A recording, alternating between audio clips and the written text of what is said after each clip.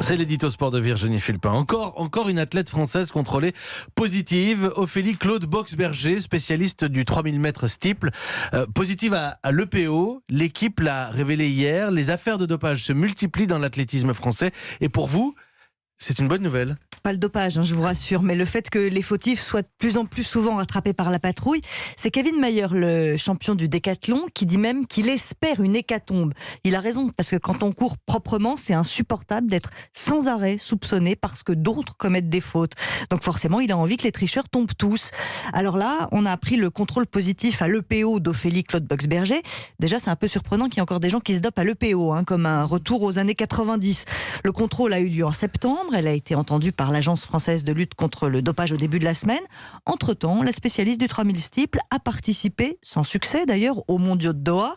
Une athlète raconte que dans l'avion, pour ces championnats du monde, elle a bavardé avec elle sur l'alimentation pour être au meilleur de sa forme. Pas mal comme une dissimulation, parce que quand on sait tricher, on sait aussi mentir.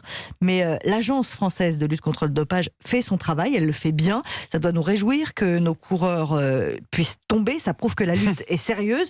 Nous, en France, on fait le boulot, mais ailleurs, comment ça se passe ? Ça, c'est la défense de la Fédération française d'athlétisme.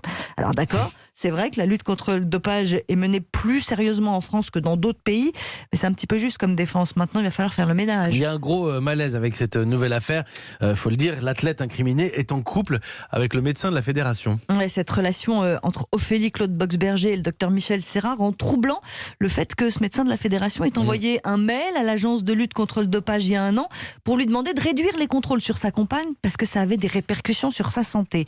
Ouais, on croit rêver. Et pour l'instant, ce médecin est encore salarié de la fédération. Il a juste eu droit à un blâme.